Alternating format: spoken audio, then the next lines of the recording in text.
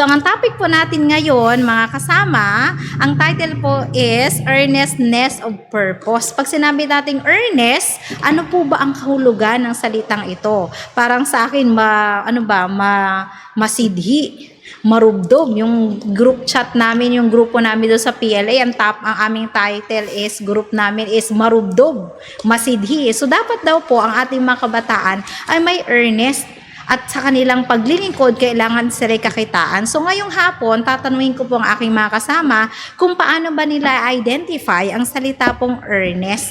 So magsimula po tayo kay Daddy. So Daddy, paano natin ipaliliwanag sa mga kabataan, ano ba ang kahulugan ng earnest na ito? Sa ngayon po sa aking pagkalam, kanon po sa pagkabanggit ng ating kapatid ngayon, na nasabi na niya yung marubdob na o sincero na hangarin isang kabataan. Katulad na rin hindi lamang sa kanilang mga gawa, kundi sa kanilang subject sa kanilang intellectual, kanilang pag-isip bilang kabataan. At itong unang katanungan dito na sabi po dito ay sincere and intense conviction. Paano magagawa ito ng isang kabataan? Gusto ko muna basahin ang lahat ng mga katanungan para mamaya akin po isa-isento sagutin para magkaroon ng linaw ang ating takapakinig ng mga kabataan sa hapong ito. Ang pangalawang tanong ay ganito po mga kapatid.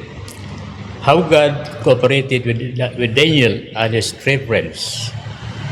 Ang pangatlong tanong ay explain wholehearted service. Kasama doon ay be faithful, put heart into your work, perform the little duties of life, turn your attention to some humble one, effort within your reach. And number 4, what is the value of concentration? Number 5, why our youth must desire to honor God of all their motives. Number 6, why is it important to have abiding joy in every step of your youth? And the last question is, how can our youth have earnestness of purpose? Okay, so thank you Daddy sa pagbabasa ng ating questions. Okay, ikaw Ate Sha, ano naman ang masasabi mo doon sa una? Paano ba magkakaroon ng earnestness ang ating mga kabataan sa kanilang paglilingkod o kayang purpose sa kanilang buhay? Ayan, so actually, mahirap no? Kasi iba yung panahon noon, ibang panahon ngayon. It is like a matter, kasi pag sinabi natin earnest, talagang yung seryoso, no? Sabi ko nga ay mataimtiman, na talagang masidhi, marubrob, sabi mo nga ano po kanina, na kung saan nandito ang paglilingkod na hindi lang siya gusto mo, kundi merong pag-ibig at may masidhi ka talagang conviction sa paglilingkod at pagkilala sa ating Panginoon. So siguro lang ngayon, dagdagan ko na lang din, no, Sister Ye, na kung saan yung earnestness kasi ngayon, it's more on, sa kanila kasi parang more on rewards.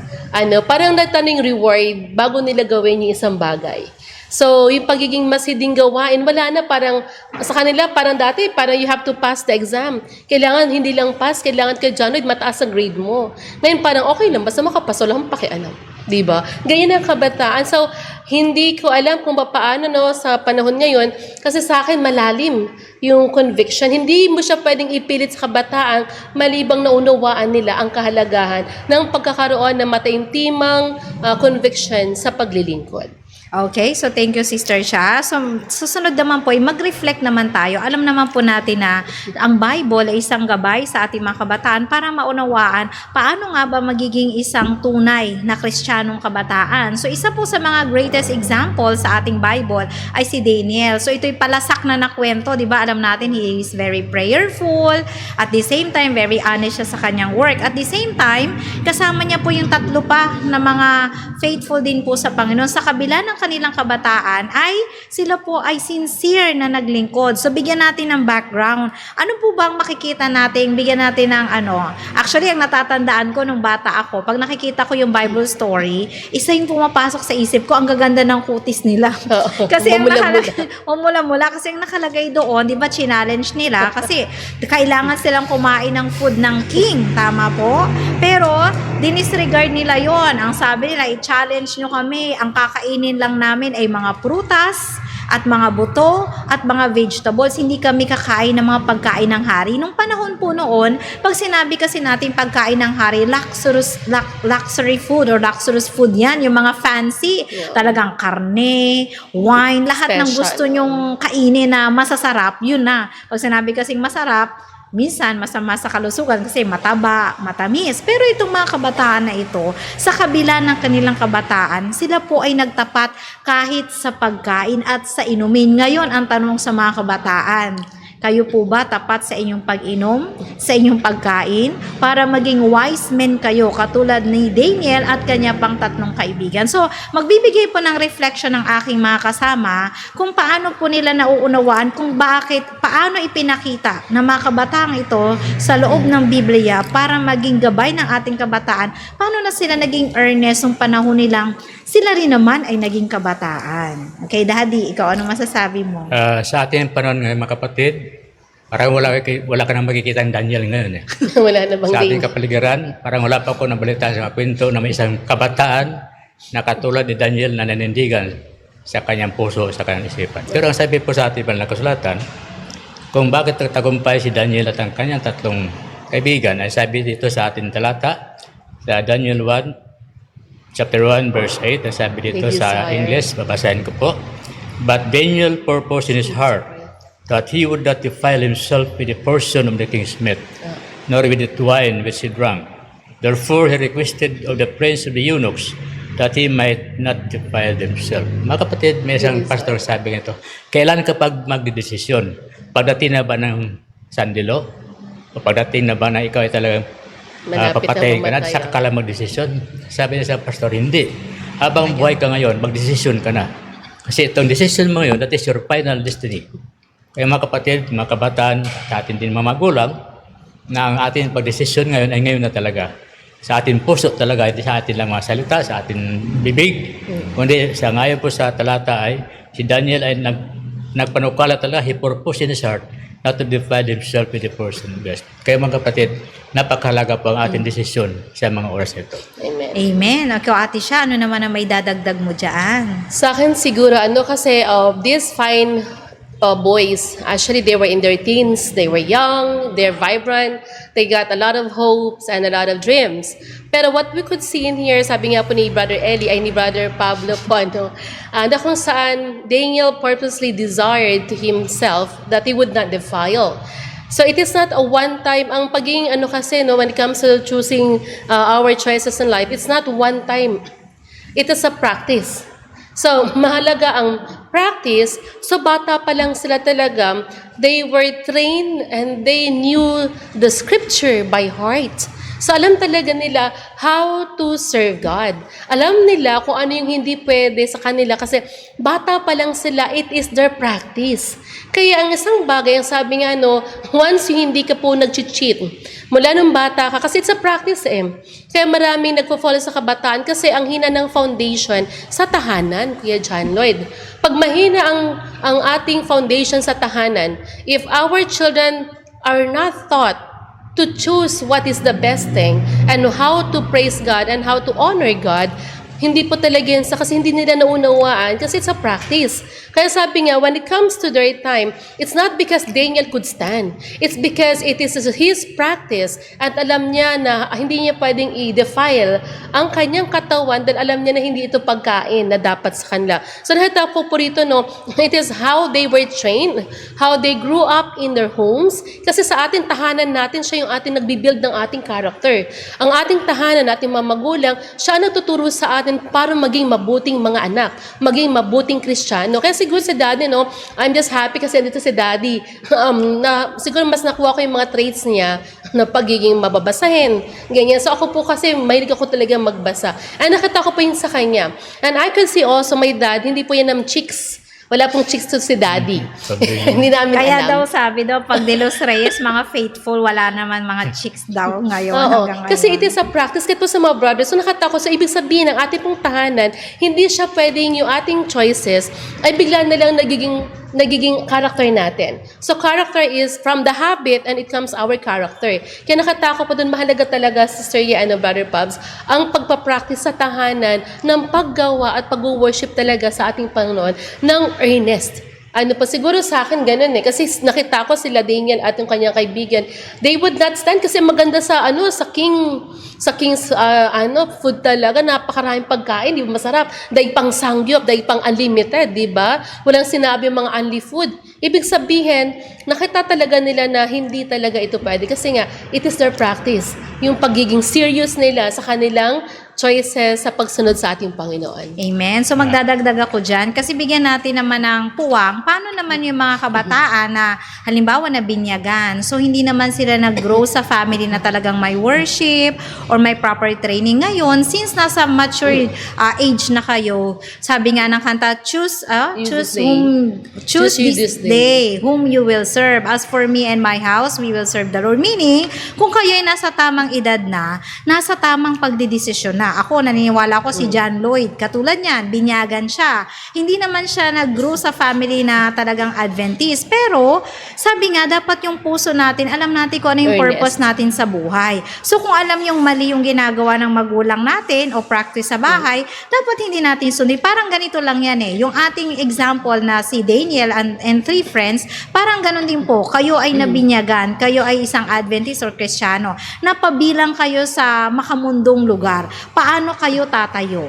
Tatayo pa ba kayo sa inyong faith or you will just mingle because everybody does? So you will do too. So dapat magkaroon kayo ng purpose sa inyong puso. Kasi nga, pagka na-raise ka sa Adventist family, it's quite easy. Pero kapag ka nag-grow up ka doon sa family na nananakit yung magulang, yung tata, yung nanay, laging maingay, parang minsan gusto mo magbasa ng Bible. Ano yan? Basa ng Bible, maglinis ka na ba? Mawawalan ka ng concentration. Pero sabi nga, dapat alam mo kung sino ang paglilingkuran mo. Alam natin sa ating isipan kasi ang Panginoon binigay po ang kautusan sa ating mga puso. Kaya hindi tayo pwede magsabi na, ay hindi ko naman alam na bawal yan eh. Ang Panginoon ay nangungusap sa atin. Kaya ako naniniwala na kapag alam niyo yung tama, gawin niyo ang kalooban ng Panginoon. Dapat hindi kayo madaling masway sa mga temptation sa labas kasi nga ang ating pinaglilingkuran ay buhay na ating Panginoong Jesus. Okay, so next na po tayo is, ang next, yes Daddy, may dagdag akong siya. Pablo. Kasi nakikita ko itong tatlong kaibigan ni Daniel.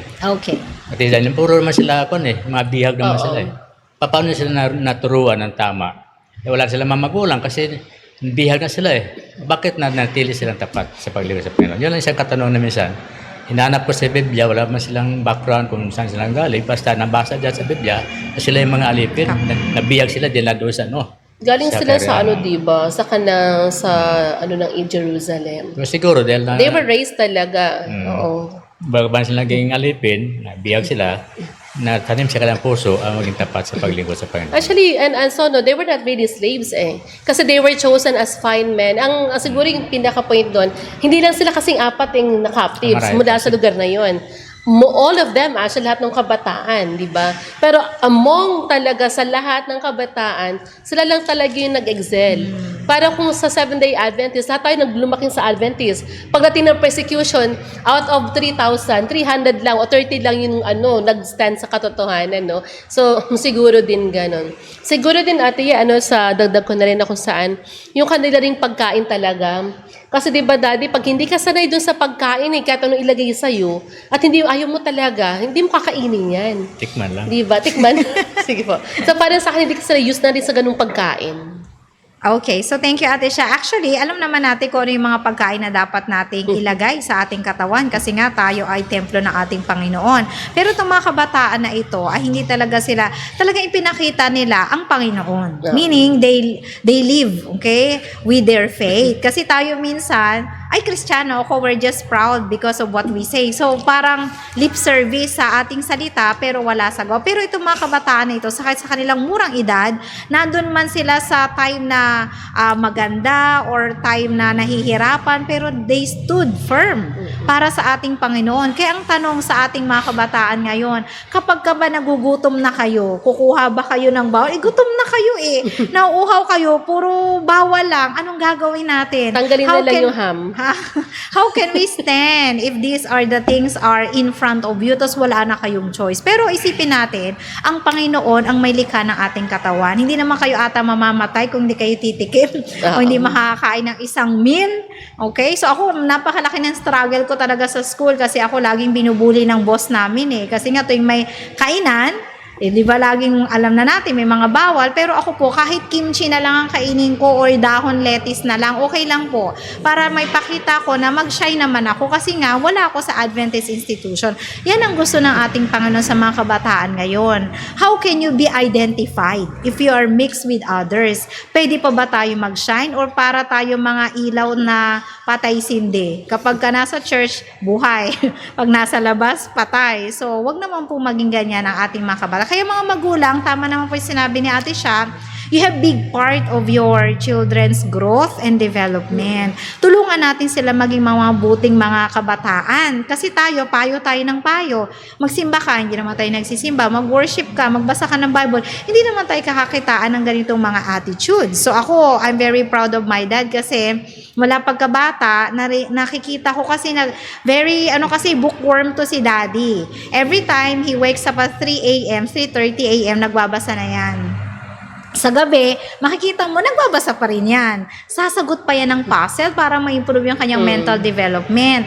So, ito yung mga time na minsan si daddy, binibigyan niya ako ng libro. Tamad ako magbasa. Tinitingnan ko lang yung pictures. Akala niya binabasa ko. Tapos, ibabalik ko sa kanya, nakita ko na yung pictures. Pero dahil sa ganong sistema ng kanyang character, nakita ko na, ay, ganun pala dapat ang isang magulang para gayahin ng mga bata. Pero sabi nga daw, hindi daw naniniwala na yung ginagawa daw na matanda ay ginagaya ng bata, pero I do believe na isang part yan sa growth. Kaya nga, kapag ka-absence ang isang tatay sa tahanan, may mga tendency yung mga batang lalaki susuotin yung sandals ng nanay kasi walang presence ng shoes ng lalaki o tatay sa bahay. Kaya minsan nagkakaroon din ng confusion sa gender orientation. Kaya dapat maging maingat tayo mga magulang kung paano natin palalaguin ang palalaki ng ating mga anak. Okay, punta po tayo sa next question. Ang question po dito is, what is the value of concentration? Bakit daw po ba mahalaga ng ating mga kabataan ay marunong mag-focus? Sabi nga, focus or concentrate.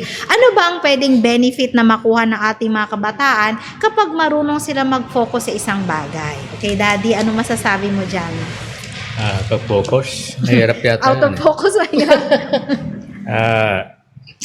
Ang mapapayo ko lang sa ating mga kapatid ay sa ating mga kabataan na maging concentrated sa kanilang trabaho, sabi dito, recognize their present duties and faithfulness and fulfill them without allowing the mind to wander. Minsan nagtatrabaho tayo ang ating isip, pagala-gala, di ba? Pero mayroon tayong dapat sundin dito sa atin, wala na kasulatan, mapapayo ko lang. Sa mga kabataan kasi, kung may trabaho talaga, bata yan, hindi makapokus sa trabaho talaga. Sinaranasan ko na ako nagtrabaho sa atin institusyon. May edad na ako, pero may mga bata din na trabaho. Ito na pang reminder ng kanilang supervisor sa kanya maging focus ka sa trabaho mo, tapos yung may bago kang mag-break time, hindi. Kasi isip nila, gutom na sila. Kaya mag-break time na sila, hindi alam na supervisor. Pero sabi dito sa atin, Banagsulatan, ay mayroong magandang payo dito sa atin. Sa New Testament na ating pambuksan, sa aklat ng Philippians. Para ating masagot ng maayos ito, Philippians chapter 4 verse 9 and 10. Sabi po dito sa ating pananakusulatan, finally, brethren, whatsoever things are true, whatsoever things are honest, whatsoever things are just, whatsoever things are pure, whatsoever things are lovely, whatsoever things are of good report, if there be any virtue, and if there be any praise, think on these things. Ito po isang magandang payo sa ating mga kabataan.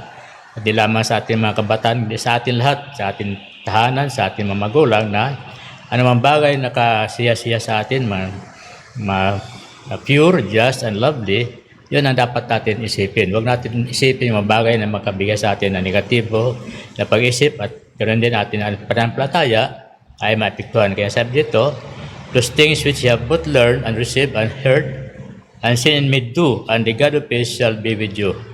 Kaya sabi dito sa pangako sa ating mga kabataan na huwag sila ang kailangang isipan, huwag na mag-ano sa ibang bagay, mapokus lamang tayo kung ano ang binibigay ng Diyos sa atin, dapat natin sundin, lalo tigit ang kanyang banal na kalooban. Kaya mga kapatid, sa po ito, sa ating mga kabataan, mayroon tayong panahon na magbasa ng banal na kasulatan at isipin natin ang mga bagay na ito na makakatulong sa paglago ng ating pananampalataya. Okay, amen. Ikaw, Ate Sha, baka may idadagdag ka dyan. Yan, no? Sabi kasi dito yung present duties, no, na kung saan ay alam natin na even though we have given kasi task sa sanlibutan ito, so habang tayo naghihintay sa Panginoon, ito yung dapat natuturuan natin ating isipang magkaroon talaga ng focus. Hindi kasi yung multitasking kasi parang ang sabi na kasi multitasker ako. Sa totoo lang, kapag multitasker isang tao, hindi naman talaga, according from psychology, wala talagang ganun. It's just like you know how to balance and to have the time. So tayo po kasi, bakit mag-focus no, sa mga kabataan? Kasi like Daniel and his friends talaga, hindi lang kasi sa pagkain sila sinubok pati sa kanilang mga pangalan, pati sa worship talaga.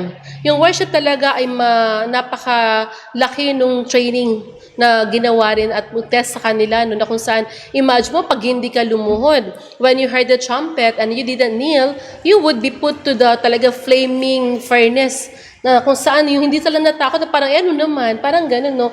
Kasi yung focus talaga nila, alam nila na ito yung totoo. Bakit ako mag-worship sa hindi naman Diyos? Pato sasamba dyan. Pagluhod lang po yan mga kapatid. Hindi ka pa nga kailangan, hindi mo na kailangan magdasal Luluhod ka lang. Imagine mo, a very simple task.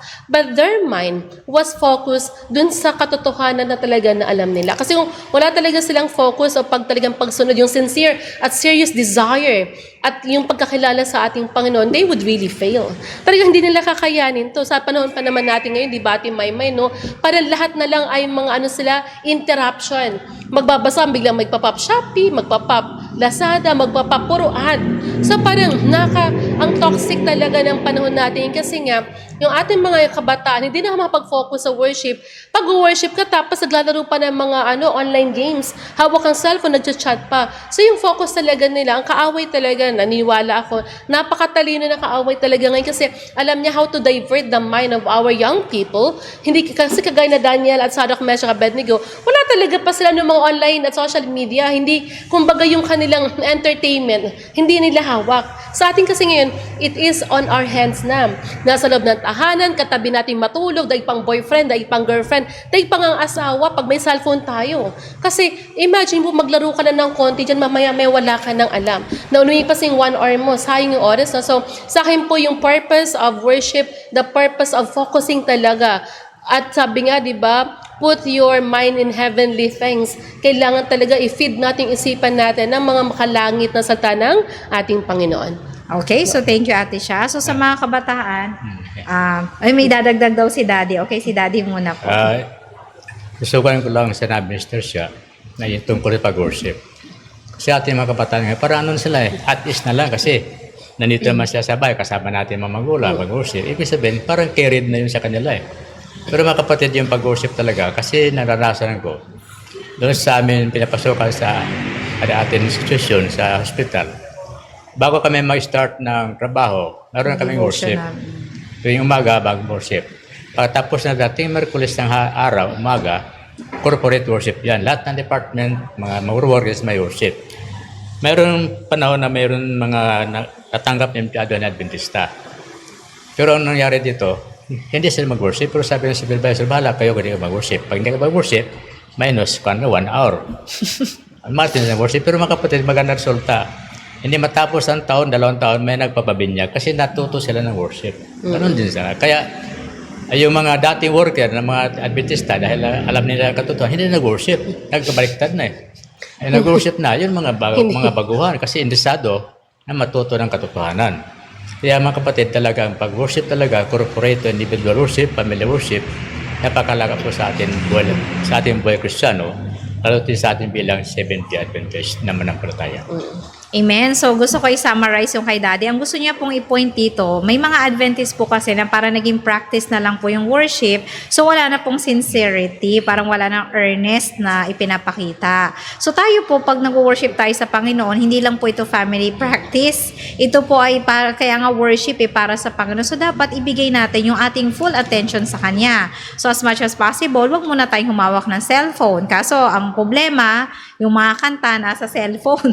Kaya minsan, pag binubuksan, hindi natin maiwasan yung mga notification. Uy, may nag-like at may nag-comment sa post. Kung minsan natitem tayo. Kaya nga po, ako ini-encourage ko pa rin, kami sa bahay namin, as much as possible, meron tayong mga hard copies. Para talaga yung focus ng mga anak natin, andun lang talaga sa church hymnal o sa songbook, hindi doon sa cellphone. Kasi nga, alam naman natin na may mga temptations na binigay dyan si Satanas para yung ating focus ay mawala.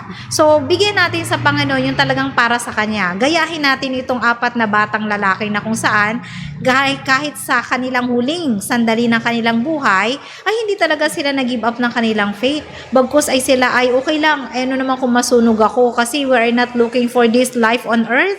We're looking forward to go to heaven. Kaya dun sila nakafocus. Ngayon mga kabataan, sino kaya sa inyo sa huling kapanahunan ang kayang tumayo? Nasusunugin na kayo o kaya ibuboil kayo sa boiling oil at kakanta pa rin kayo ng praises sa Panginoon. Sino kaya ang kayang tumayo sa ganitong mga sitwasyon pag naranasan ninyo? Kaya mga kabataan, itong ating programa ay pagpapatatag po ito ng inyong pananampalataya. Kaya huwag niyo po itong baliwalain. Okay, so punta na po tayo sa ating last question kasi wala na po tayong enough time. So why is it important to have abiding joy, ayan, in every step of our youth? Kung titingnan natin yung 4 na kabataang example natin sa Bible, si Daniel and with 3 friends, meron silang joy. Yung nakaraan, naguguluhan yung estudyante ko. Sa tanong niya, Teacher Ye, what's the difference between joy and happiness? Magkaiba ba yun? Sabi ko, kasi kapag sinabing joy, ito yung pinaka-highest or greatest form of happiness. Wala nang maipapantay. It means, ang happiness or yung magiging masaya, pwedeng itong short term. Halimbawa, bored ako ngayon, so manonood ako ng comedy, pupunta ako sa labas. Short time lang yon or short term. Pero pag sinabi nating joy, kailangan pala ang kabataan habang naglilingkod, merong kaligayahan sa puso. So meron silang joy na kung saan ito yung highest form of happiness na hindi natin dito talaga makikita sa sanlibutan. Ito po ay binibigay ng Holy Spirit at ng ating Panginoon. Ito yung pang-aliw. Dun sa time na sobrang weak ka, sobrang ang daming problema, paano ba magiging masaya? Ate Leona, paano magiging masaya kapag walang pera? Broken ang Tumawa family, di ba? Tapos ang daming problema, bagsak ka, pero sabi nga ng ating sulat ni Ellen White, we have to have joy while we abide with Him. So mga kasama, paano ba magkakaroon ng abiding joy ang ating mga kabataan habang nabubuhay sa ganitong sanlibutan? O ate siya. Makala ko si Daddy muna eh. Kasi siguro yung, when it comes to joy, it is also about getting something from our motives. Sa lahat ng ginagawa natin, no? We're looking for joy because joy is only from God. The peace of mind. Ito yung kapayapaan ng ating kaluluwa, no? Hindi yung masaya ka lang. Kasi ang kasayahan, ang bilis matapos niyan eh. Masaya ka na, tatawa ka, mamaya iiyak ka na. So, hindi siya stable. But joy is, it is like, in spite of, despite that, kung ano yung may hindi ayon sa kagustuhan mo, at nakikita mo nandun lahat ng negatibo, nandun pa rin yung kagalakan eh.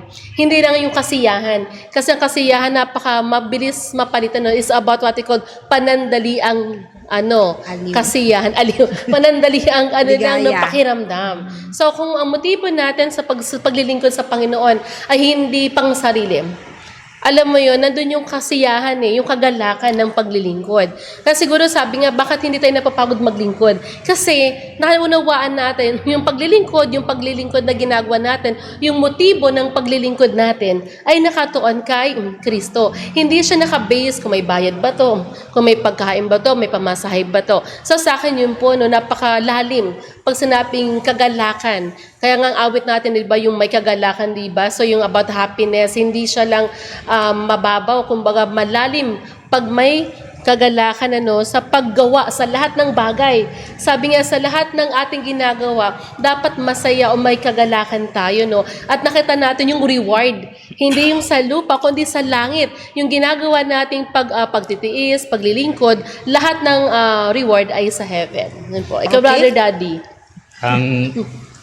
Ang karamihan sa mga kabataan, pag sabi na joy, rejoice. Pag makarinig ka magalang awit, mapalakpakan, masaya ka na. Pero mga kapatid, ang ibig sabihin po ng Panginoon Diyos sa atin, ating kagalakan ay mula sa puso. Emotional. Wala sa tawag na emosyon. Hindi sa atin tawag na Hindi nakabis. mula sa puso talaga ating paglingkod sa Panginoon Diyos. Kasi sabi po dito sa atin, Banal na Kasulatan sa aklat ng Pilipos, chapter 4, verse 4 to 7, sabi Sige, po dito, ano nga natin, flash natin, Brother January. Filipos, ano po?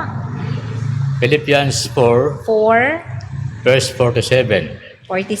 Atin mabasahin, rejoice in the Lord always. And again I say rejoice. Let your moderation be known unto all men.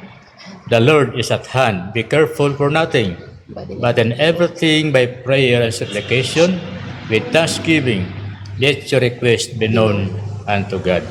And the peace of God which passeth all understanding shall keep your hearts and minds through Christ Jesus. Kaya mga kapatid, ito po atin talata na gusto kong naiwan sa atin mga kabataan sa hapon ito upang sa ganun magiging makakaranas tayo ng lubos na kagalakan sa paglingkod sa atin Panginoon.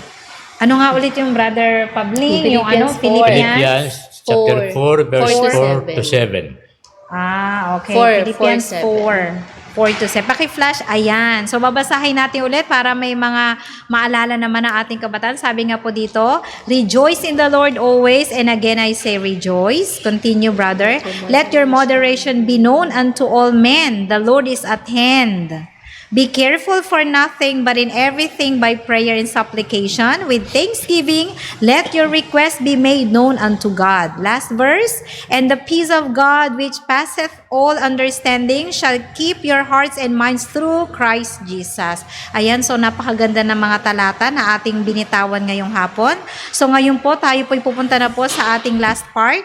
Ngayon magbibigay po ng huling pananalita si Daddy kung paano nga ba ang ating mga kabataan magkakaroon ng earnestness of their purpose in their life. Okay, Daddy? Hirap na hirap po ang katanungan sa hapon ito. Pero for final edition, meron ditong panawagan sa ating mga kapatid, sa ating mga kabataan. Kung mayroon kayong banal na kasulatan, atin buksan sa aklat ng Ecclesiastes chapter 12 verse 1. Kung niyo po nasumpungan at atin ito babasahin. Ecclesiastes 12 verse 1. 12:1. Ecclesiastes 12 verse 1. Sabi po dito sa ating banal na kasulatan, remember now thy Creator in the days of thy youth, while the evil days come not, nor the years draw nigh, when thou shalt say, I have no pleasure in them.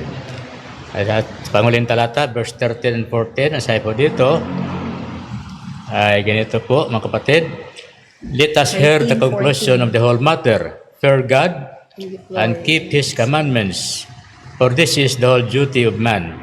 For God shall bring every work unto judgment with every secret thing, whether it be good or whether it be evil. Mga kapatid, mga kabataan, sa hapon ito, itong palala sa atin na dapat natin huwag natin kalimutan. Dapat natin ito palaging alalahanin sapagkat ang Diyos po ay nagtagda na isang araw upang tayo po ay pagyan ng kanyang hatol. At habang meron pa tayong panahon ay ating gampanan na tayo matakot sa Diyos at ingatan ang kanyang utos sapagkat ito ang buong katungkulan ng bawat tao, bawat kabataan, bawat manampalataya ng mga Seventh-day Adventist Christian. Amen. Okay, so para po sa ating final say, so Ate Sha, ano bang masasabi natin sa mga kabataan para naman ma-inspire sila na magkaroon ng earnestness ng purpose ng kanilang buhay while they're having some kind of abiding joy in their hearts? Ayan, so tunay nga po na napaka buti ng ating Panginoon sa pagbibigay ng kanyang mga pagpapala, no? So tayo po, mga kabataan, tayong mga Kristiyano, ang nais lang po ng ating Panginoon sa atin ay kilalanin siya at ibigin siya ng ating buong puso at ating buong isipan.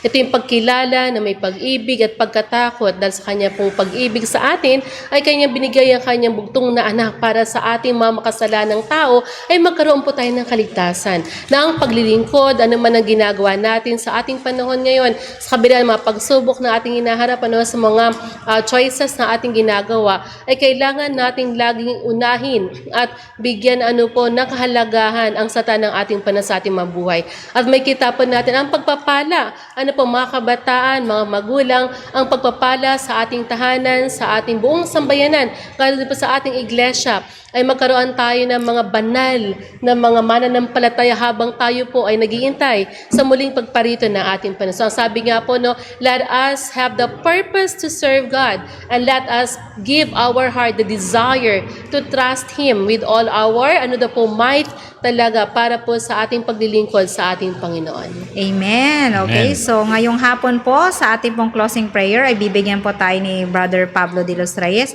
Huwag po kayong aalis kasi po susunod na po dito ang ating ayon sa kasulatan, gabay sa katotohanan. So stay tuned po. Nawa pa kayo po ay i-share nyo po ang ating mga videos, and then at the same time paki-subscribe naman po ang ating YouTube channel. Maganda pong nanonood at the same time nagsasubscribe din po para naman po ay magkaroon kayo ng notification at ma-share sa mga friends din po ninyo ang ating pong programa.